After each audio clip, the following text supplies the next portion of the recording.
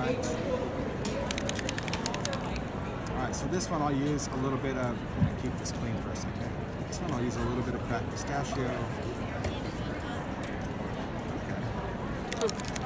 Maybe some ginger Schroeder, why not? Not much.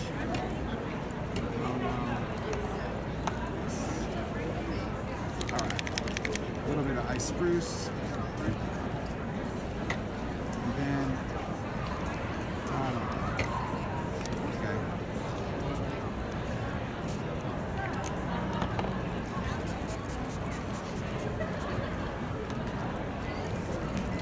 So anytime you work on a background and you're using your colors, keep in mind that different mediums that you have can also play a role in this. So in this case, I just inked the background and I'm going to go over it with distress crayons to show you how we can alter this.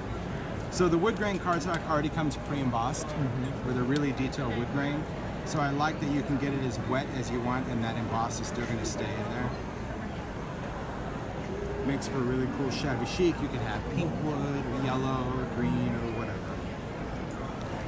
But I do like having a little bit of oxide on this because you can see as it dries, it's getting that cool, old oxidation. Goodness. I'm telling you, oxide sprays, oh my gosh.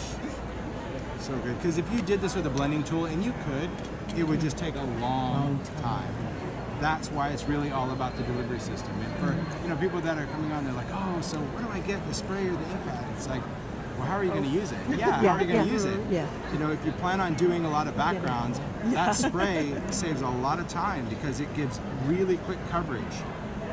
But also, I always think that, anytime you have a medium, you have to understand what it's doing. So the fact that oxide is that dye and pigment, I was able to spray brown and blue, and I get both. I get a new color. I'm getting exactly what I put on there. There's still some of that pistachio on there. And I would just finish drying this, but I'm not. I'm going to go in with a crayon. It is bottom of the bed.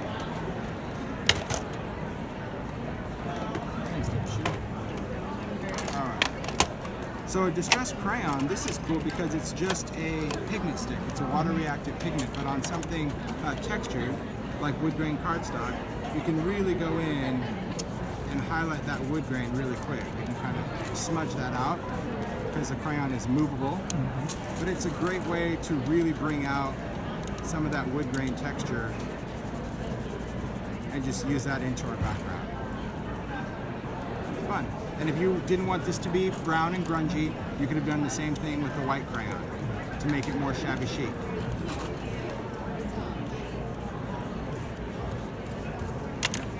That's just a cool background, a cool piece of paper that could be used for, it's really, really neat.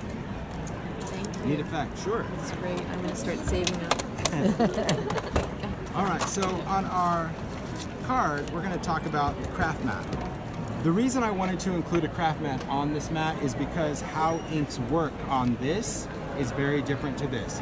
You saw when I was spraying all of my color, my ink just stayed there, right? And if you were to try to print in there, as soon as you picked it up, all of that would become that mud, right? That kind of suction.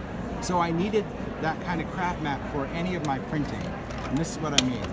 If I take inks, and I'll just do some different colors of distress. We'll even throw in some oxide.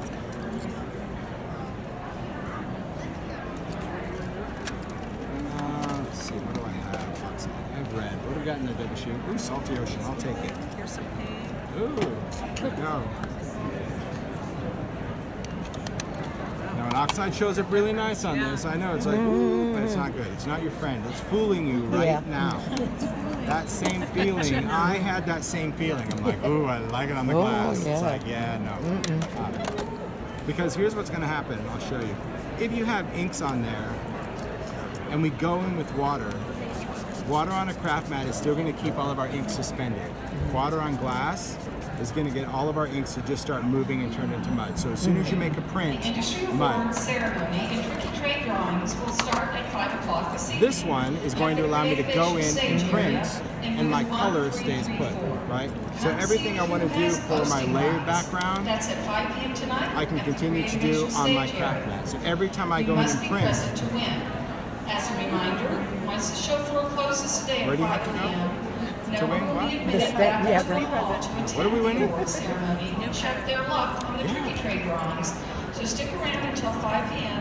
Then head over to the Creativation stage, booth 1334. What are we winning? Additionally, Just go. Donated products for all different. will be held tomorrow morning at 7:30 for members. There you go. For you Let's and do your it. community of members, the AFCI executive team and board of directors to learn about your association's future plans, What are we share winning? feedback, and discover ways you can help impact the industry. That's tomorrow morning, room 124B, and at 7:30 in the morning. Not.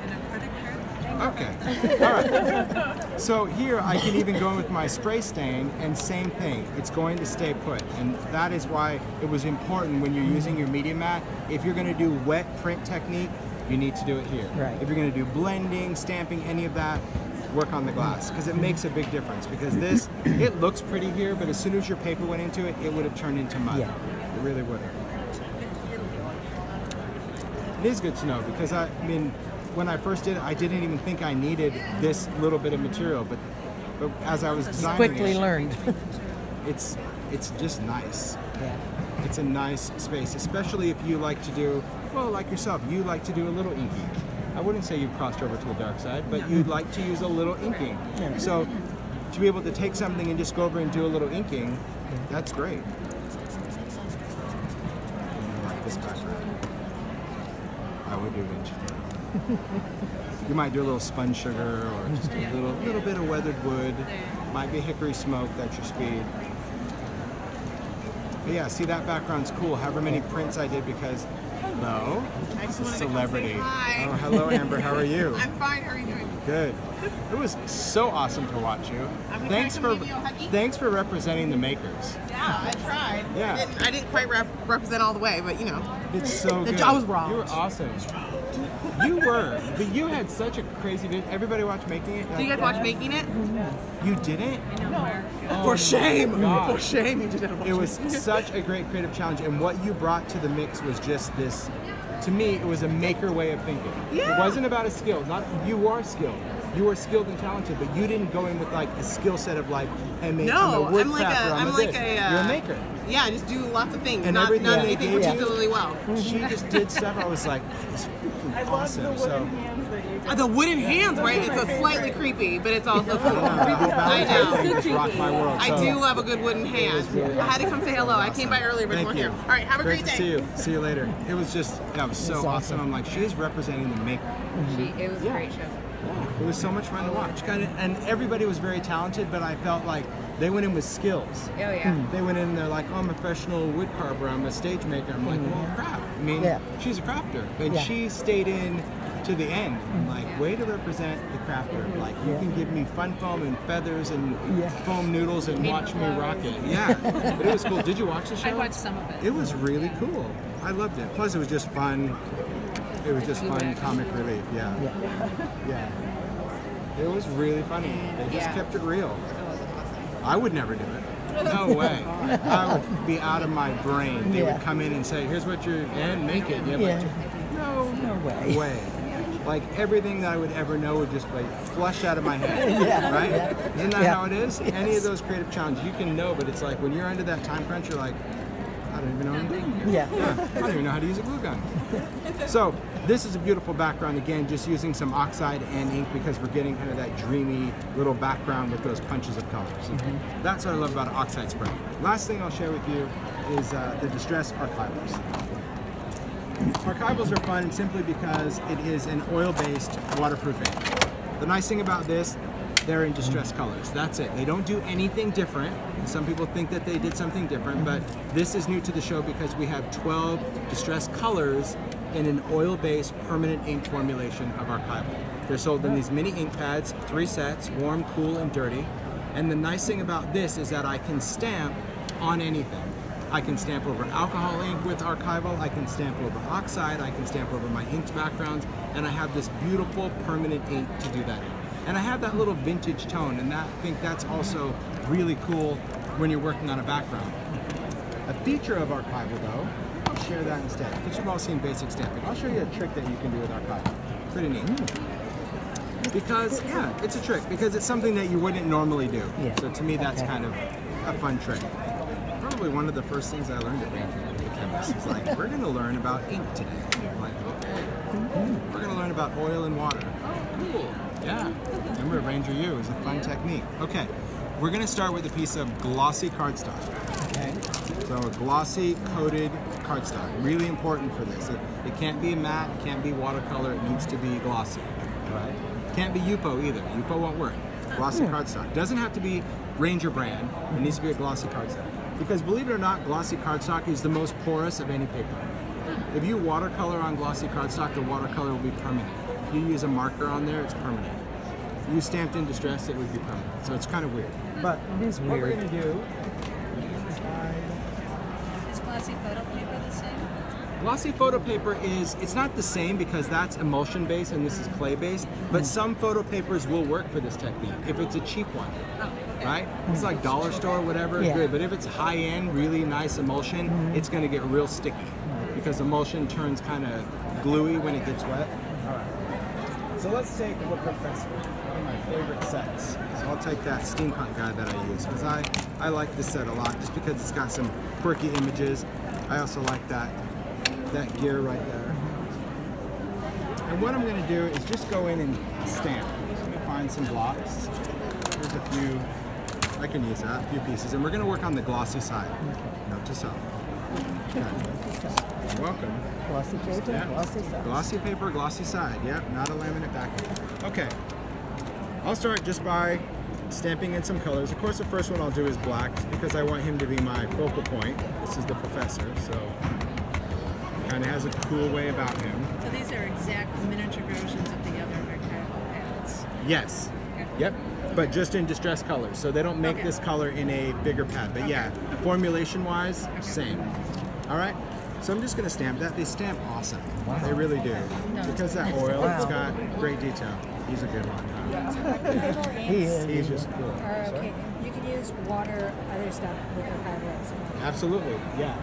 So you can watercolor over the top of it, any of that. Next, I'll use a little bit of red.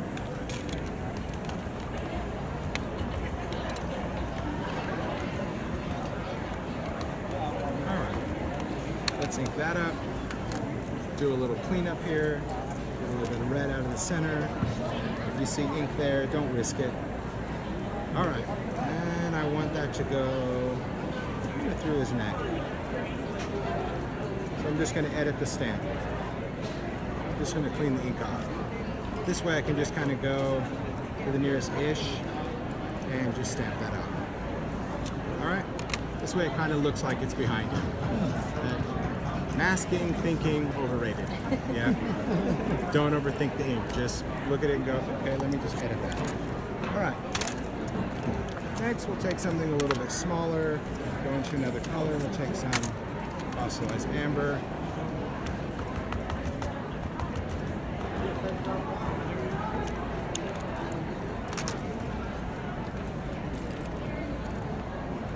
Give it a little light. And let's see what it's doing this day. I think we can stamp some numbers. That'll be cool. Maybe we'll stamp those numbers. I'll do that in a little green. So all I'm doing really is just playing around with just different images and different colors. And what I always thought was so fun about this, let's go, no, we're gonna go there. What I always thought was fun about this technique was simply the fact that most of the time as stampers, we just don't use that many stamps on a card. You know, we might stamp a verse or do something like that, but doing all these different ones, that's what makes it really fun. That was awesome. That was good. That was good, we know. Alright. Yeah, that was good. I like that. Alright, let me stamp some numbers and then we'll stamp some gears. Do you have to use all these colors? No. Is it fun to? Yeah. Alright, and I'm just wiping off that archival. So now I'm going to just do a background. So when I like to work with a background, you can certainly go in and ink the entire thing and stamp the entire thing, but I prefer to ink the entire thing and just stamp parts and pieces. Just create an organic background. And by not putting it on a block, that's going to force you to be organic, okay? Because you're just going to try to hold on to that stamp and just control it the best you can. So this will allow you just to add some elements to it. All right.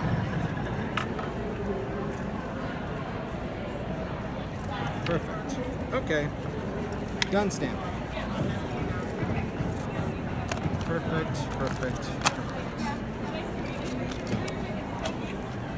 Once this is finished, we're just going to dry it. Now it can air dry. Archival takes about anywhere from 3 to 5 minutes to air dry on glossy paper.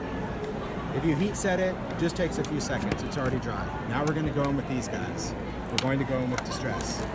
And the nice thing about working with Distress is when we use these two together, it just kind of reminds you of the obvious, and that is this is oil-based, this is water-based. And oil and water don't mix. So by going over an oil-based stamped image with a water-based ink, they're going to resist one another.